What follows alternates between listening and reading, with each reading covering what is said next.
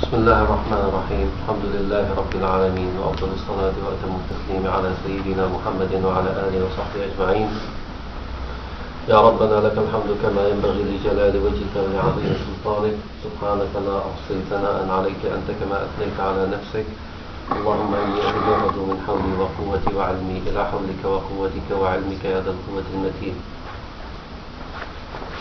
First of all, brothers, as a Muslim, we need to ask ourselves this, our vital question. Our vital question is, why are we here in this world? Okay, imagine someone who was sleeping here in England and he woke up and he found himself in Mecca. The first question will come to his mind that, who take me from my place to this place? And all the time, he bother about this question. Even after 100 years, still he said, something strange thing happened to me. I was one day in prison, and after that I woke up and I found myself in Mecca, and I didn't have any answer. So we are in this world. We need to ask ourselves, who caused us in this world after we weren't exist? So as a Muslim we said, okay, we are here because Allah Azza wa Jalla created us. The second question, why Allah created us? What is the purpose of our life? Is it just eating and drinking and have a fun? Do we have any mission in this life or not? So again, the Muslim, they have this answer. A lot of people, unfortunately, they don't have this answer. A lot of philosophers, they make thousands of books about this issue of the purpose of life. What is about our purpose of life? What we need to do here in this dunya. So alhamdulillah, Allah Azza wa Jalla gave us the guidance in the Quran, and He sent to us the Prophet Muhammed sallallahu alaihi wasallam to tell us about our mission in this dunya. So Allah Azza wa Jalla say in the Quran, وَمَا خَلَقْتُ الْجِنَّ وَالْإِنسَ إِلَّا لِيَعْبُدُونَ.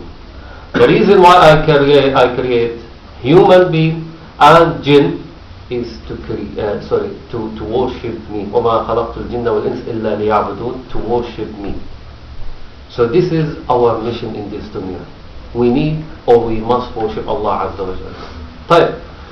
The following question, if I did so, what I will get?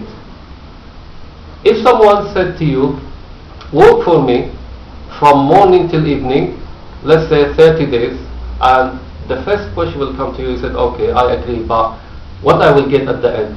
If someone said to you, you will get nothing, who will be interested in this job? He said, look, you will have nice view. He said, look, I don't need your nice view, I need to get something. He said, you will get nothing. So if he said to you, you will get nothing, we said either this person is stupid, or he wants just to use you to the maximum, or he's stingy, he doesn't want to give you anything. Okay? So when he said someone is stupid, that means he's not wise. He asked us to do a lot of things for no reason. And when he said someone is stingy, he doesn't want to give you wages because what you did for him. So now Allah Azza wa Jalla said, worship me. As a Muslim, every single action of us, following Allah Azza wa Jalla command, it will be act of worshiping. Don't think that worshiping just praying or fasting. Or when Allah Azza wa Jalla worship me, we need to worship Him just pray or stay in the mosque 24 hours. He said, when you eat, it is act of worship. If you have intention, I'm eating because Allah Azza wa Jalla allow me to eat, and because of this food it will help me to worship Allah Azza wa Jalla more and more. When you drink, when even you play with something halal, something permissible, and you have this intention that you're playing for the sake of Allah Azza wa Jalla, or I need to train myself, again inshallah it is type of worshipping Allah Azza wa Jalla. So in Islam, any single action, whether it is fard or mandub or mubah, as long as you do it for the sake of Allah Azza wa Jalla, it is type of worshipping Allah Azza wa Jalla. Right. So now Allah Azza wa Jalla said, worship me, follow my command, follow my messengers. Now the question is, oh Allah Azza wa Jalla, why we need to do so? And if we follow your command, what you will give us in the end? So Allah Azza wa Jalla told us. He said, look, if you follow my command, I will give you the best thing ever you can imagine, and sometimes you cannot imagine. I will give you paradise. Okay? And this paradise, it will be amazing. It will be fantastic world. There is no problem, in paradise like the problem here in this world. This world is full of problems.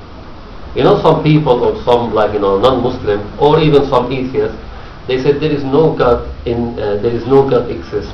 Now some people, they said why? He said because in this life there is a lot of problems.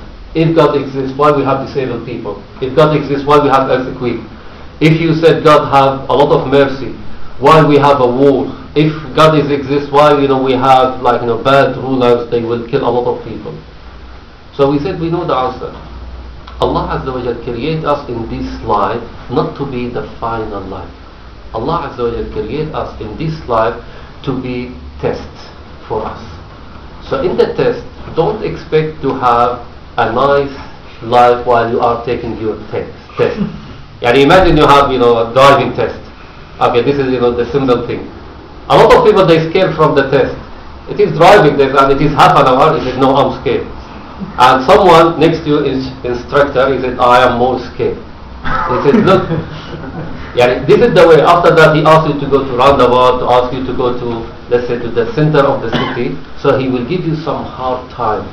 Yeah. After that, at the end, they said, congratulations, you passed your test, and this is your certificate, or this is your driving license. Now you are officially proper driver. Okay. So everybody actually, whenever there is test, you need to have some hardship. Otherwise, if it is easy for everyone, you cannot distinguish between the good and the bad. So Allah Azza wa Jal create us in this life, and He said,